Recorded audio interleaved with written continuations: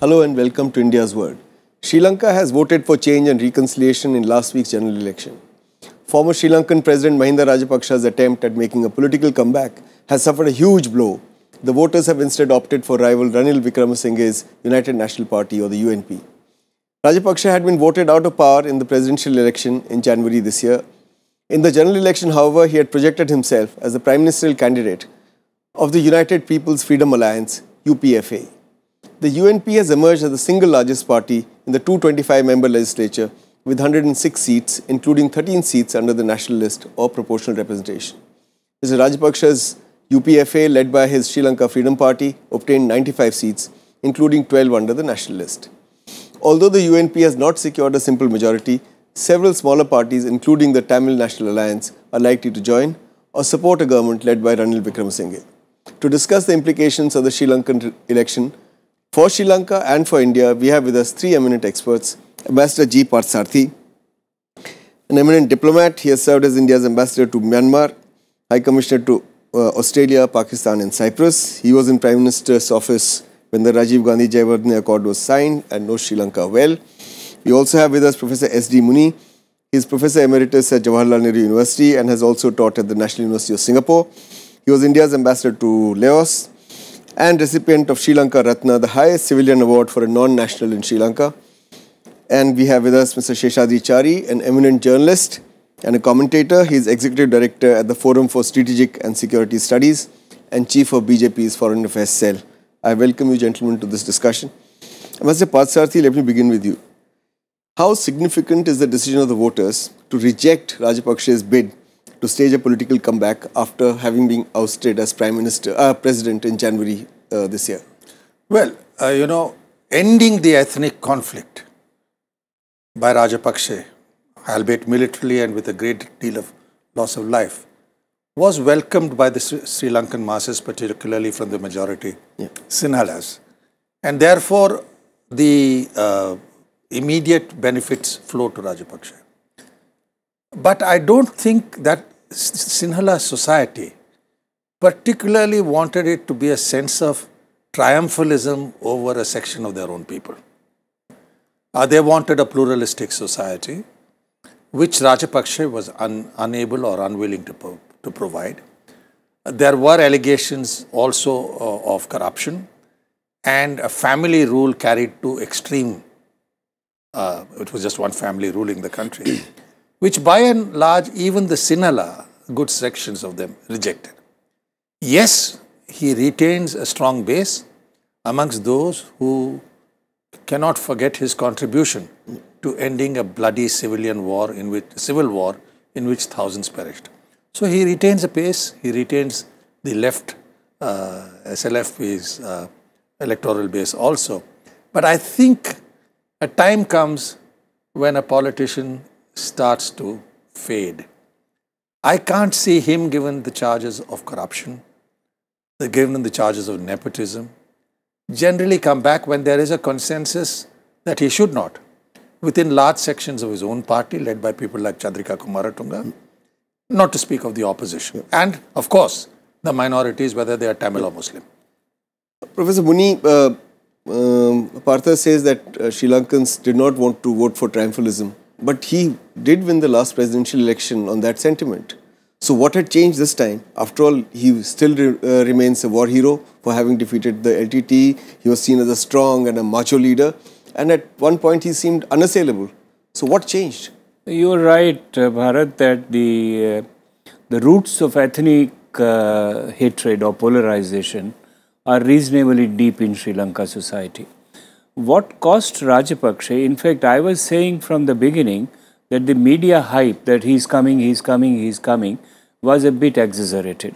Look, he has lost 1 million votes from the same constituency which voted him in January. And why he lost? Because his coming even as a prime minister clearly reflected his urge to remain in power.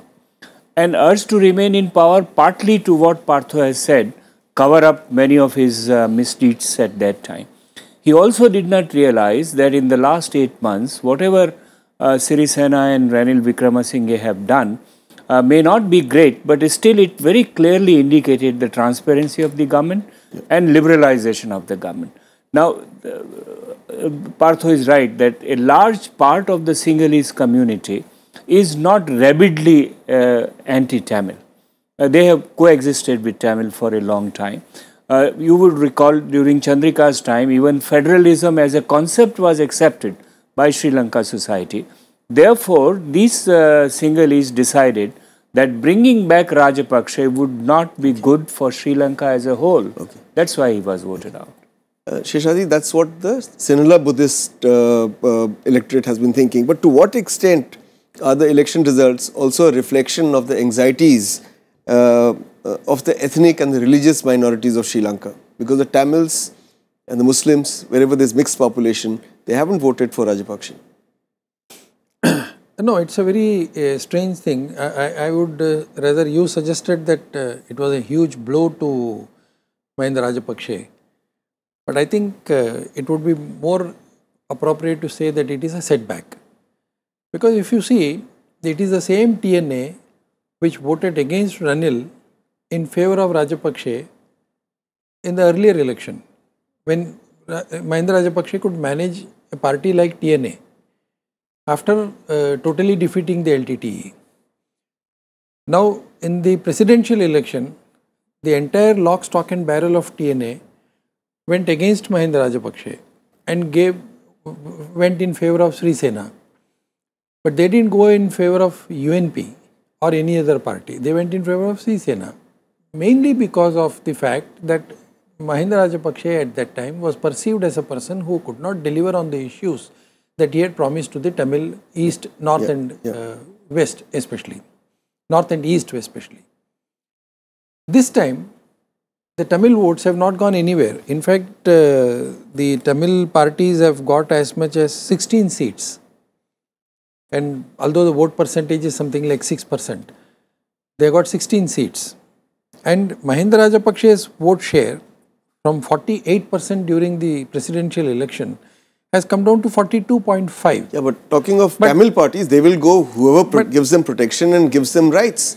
So yes, their but loyalty is not to Mahinda Rajapaksa or to Ranil Wickremesinghe. No, Tamil parties have, this time, Tamil parties have not gone in favor of Sri Sena or against Rajapaksa only because they think that they would give them support. Because, I mean, we'll come to that, but that is not the case as far as these things are concerned.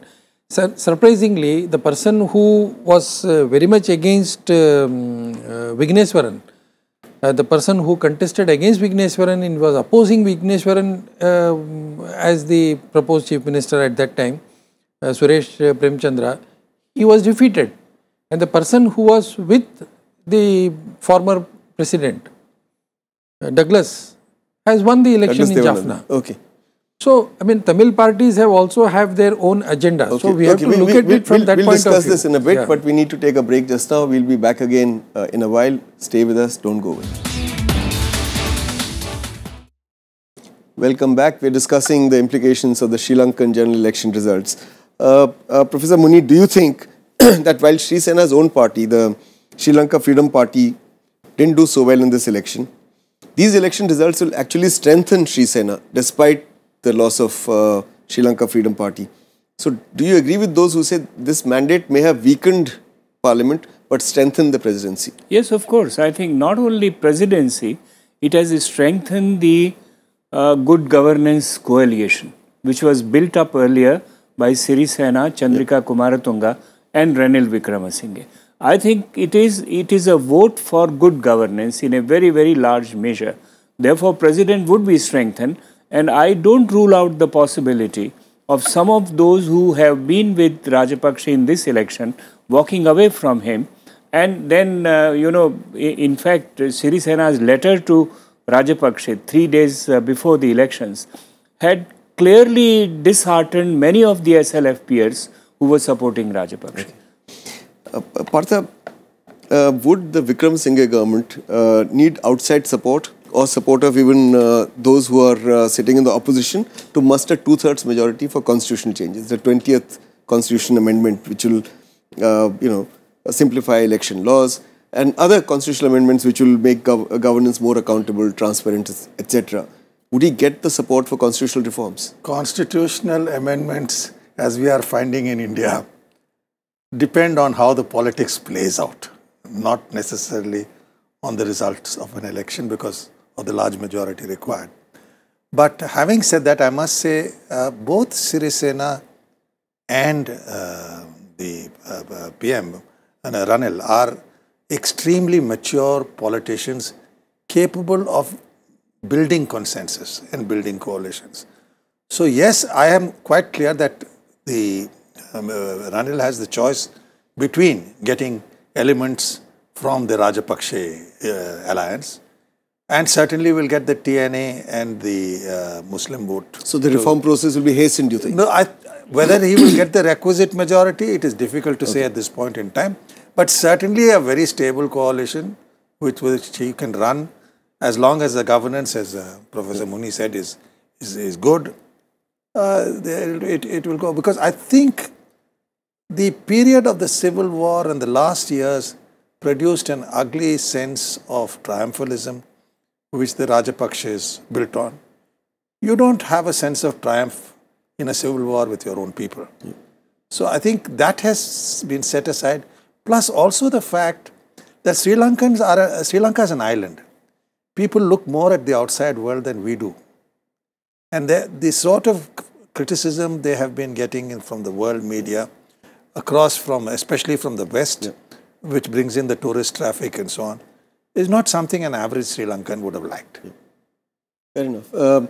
Seshadri, I know you know former President Rajapakse personally. He's a friend of yours. So let me ask you this. How much trouble can Rajapakse still create for the new government while trying to lead the opposition? Because, you know, the new government will try to control him through the corruption cases that are against him. And there is a statement of a Shiv Sena aide on record who said, Mahinda has to compromise, resign from politics and parliament and settle down as a former president or face the legal consequences. So what kind of a threat is that? No, to put the record straight, I know the present president and the prime minister also equally well. So let me put it straight in any way. I think you have a point there. He has conceded defeat. And overall, even after conceding defeat during the presidential election, he gave out an impression that, look, I am going to sit back and relax. I am not going to be anywhere near the Then he changed his mind. Power. But then when he saw that he is being cornered within his own party, and also he is being hauled over the coal for the allegations about war crimes and other things. So he had to come out in the open and protect himself. Like the 1977 scenario, after the emergency elections and when his reasons are well known. I'm merely saying, would he create trouble for the new government? Is he in a position to do that? And can the government counter it? I think he is not going to sit quiet. He is not going to sit back and relax and give up all his ambitions. So to that extent, I think he has the capability and the leverage to create trouble, especially seeing the fact that there are 95 seats that he controls. Now, who controls the party? Who controls the party is going to be very important now. Whoever is in power controls the party, but leave that aside. Let me just go to it's not necessarily necessary that the president will be able to control the party, although the party has a mechanism whereby the president of the party is also the president of the country. But that is how he has lost. But not that his own control over the party is anyway weakened. Okay. And moreover, don't forget one thing. The politics that he tried to play one against the other. Now JVP, which is considered to be a very radical Singali party, has come out with only 6 votes, 6 seats. Let me take the Rajapakse question to Professor Muni. You know, this particular segment of the society is still available for Rajapakse to play with. No longer, no? Elections are over. But Professor Muni, do you think Rajapakse will be able to create trouble and can he be contained? He may want to create trouble, but I don't think that his weapons would remain as sharp as ever. Okay. They are going to be blunted. They are going to be blunted because of corruption charges, because of that murder that is charges on the family members, including Gotabaya. The case is already mature for Gotabaya, action to be taken against Gotabaya. Basil is already on the bail. He was and his wife was questioned for various reasons. More than that, I think the UN issue will come up in terms of You mean the human rights? The issue. last phase of war with LTT, in which he will be answerable. Well, that report is going to come by the end of this month. Both internally, I think investigations would bring out issues. So there are so many Damocles swords hanging on him, which he may have to face. Let me very ask a seriously. slightly different question. Although the UNP has won, Sri Sena has been strengthened. Is this new dispensation in favor of devolution of powers to Tamils, or will it be as bad on the 13th Amendment as the previous government? That is the $64,000 question. Ranil has a record of being very accommodative. Within the SLF piece, certainly President Kumaratunga. But they will have to play it very carefully. I'll tell you there are two things which are externally which are going to affect it. One, I am really not in favor of the UN stepping in with charging a Sri Lankan politician on a war. I mean, at that rate, several American presidents should have been charged for several wars. There could be cases in India too. That's a practical, pragmatic position that you're what taking. I'm saying is, not a human you rights should position. allow. No, I'm saying, let the Sri Lankans, through their mechanisms, deal with this. But that's what they are not promised. with that is what they should move towards, and we should, in fact, ask the UN to play it cool till the domestic mechanism. Devolution, yes or no, was my question. Devolution, yes or no, is an open question now. Let's see how it proceeds. But there is a strong lobby which favors it. As I said, both Kumaratunga and Ranil. But we'll have to see how it plays out, because they will be looking behind their shoulders at what Rajapaksa will do. Run out of time on this segment. No, this is exactly what I said. The TNA is going to, they are going to depend on TNA's 16 seats. And if TNA will insist on devolution of power, TNA will insist on war crimes and so many other things. And the diaspora is going to don't link the two issues. But anyway, one sentence but you know. In that case, if this happens, then we are again giving that same tool which he said has been blunted into the hands of Emma. That the UNP has already promised, Prime Minister has already promised to take the devolution to the district level. So at provincial level there would be problems, but if more powers are given, this is the old G. Parthasarathy's formula. Yes, you are absolutely right. But in any case, if ordinary people feel that they have got more than what they did earlier, that would sell. Okay, all right. We need to take a break again at this point. We'll be back again in a bit. Stay with us. Don't go away. Welcome back. We're discussing the implications of the Sri Lankan general election. Sheshadji, so what mechanism should be established to bring war criminals to justice? Partha thinks there should be an internal mechanism. I think Professor Muni also says that they will go for internal mechanisms. But there is a UN report which will come out at the end of this month that would need to be followed up. And if it names people like Rajapaksa, then what happens? No, I think the internal report itself is good enough, and there should be an internal mechanism. Report is already there, the LLRC. Mechanism. No, any involvement from an outside agency like the UN, especially supported by the diaspora, will be very detrimental to the internal politics, and that will set a very bad precedent. And number one. Number two, the moment the external agencies start targeting Rajapaksa, don't forget, the man who really performed all these things at that time, during the last days of war, was General Fonseca, General Sarath Fonseca, who is on the other side of the fence.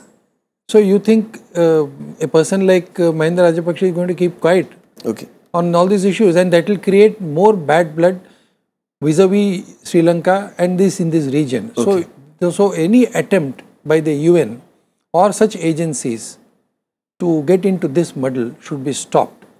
To that extent, the internal mechanism has to be transparent, strong, and above board. Well, let's see what happens. But let's shift gears a bit. Professor Muni, would it be correct to say that Sri Lanka is now more likely to revert to a sort of non-aligned foreign policy, and that will loosen its ties with China under the new dispensation? Not loosen the ties with China, but be more cautious about China, in the sense that not granting such projects to China which ruffle the sensitivities of other countries, particularly India, if not the US.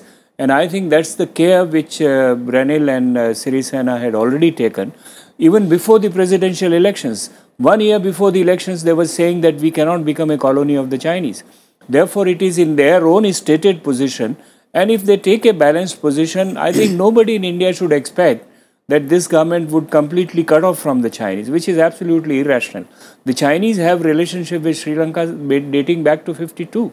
Yeah. Very strong relationship. But Chinese, we are seeking Chinese investment, and how can we then oppose Chinese investment in the neighborhood and in Sri Lanka? But my question to you really is, will China continue to pump in its billions into Sri Lanka and continue to make an attempt to convert Sri Lanka into one of its maritime outposts? We always think the Chinese are 10 feet tall. They overplayed their hand in Myanmar and they are paying for it. They overplayed their hand in Sri Lanka. Of course, we cannot and should not object to what the Sri Lankans have done. After all, Hambantota was offered to us. Absolutely. We turned it down and the Chinese did. Yes, whatever the Sri Lankans think is in their national interest, fine. But Chinese submarines and warships calling on ports too close for comfort and looking into ports where large Indian container traffic, including our defense supplies, go, that is something we will have legitimate interests on. And I'm sure our friends in Sri Lanka, especially people who are as sensitive as President Sirisena and the Prime Minister Wickremesinghe, know that.